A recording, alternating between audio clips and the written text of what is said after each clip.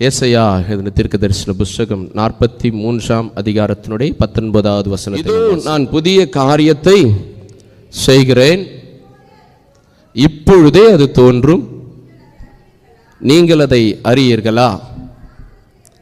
நான் வனாந்திரத்திலே வழியையும் அவாந்திர வெளியிலே ஆறுகளையும் உண்டாக்குவேன். அல்லேலூயா. பக்கத்தில் கையை பிடிச்சு சொல்லுங்களேன், இதோ புதிய காரியத்தை இன்னைக்கு செய்ய போகிறாரு. விசுவாசத்தோட சொல்லுங்க, சிரிச்சுக்கிட்டே சொல்லுங்க, மேலே சொல்லுங்களேன், கையை பிடிச்சு சொல்லுங்க, கர்த்தர் புதிய காரியத்தை இன்னைக்கு செய்ய போகிறாரு. கர்த்தர் இன்னைக்கு புதிய காரியத்தினுடைய வாழ்க்கையில செய்ய போகிறாரு. வனாந்திரத்திலே தேவனாகிய கர்த்தர் இல்லாத இடத்துல தான் உருவாக்கி புதிய காரியத்தை விசுவாசிக்கிறீங்க. அல்லேலூயா. புதிய காரியம் அப்படின்னு சொன்னாலே அது இல்லாத ஒன்று உருவாக்குறது தான், இருக்கிறத ரிப்பேர் பண்ணுறது கிடையாது. அல்லேலூயா. அப்போ ரிப்பேர் பண்ணி ஓட வைக்கிறவர் இல்லை, புதுசாக தான் ஓட வைக்கிறவர். அல்லேலூயா.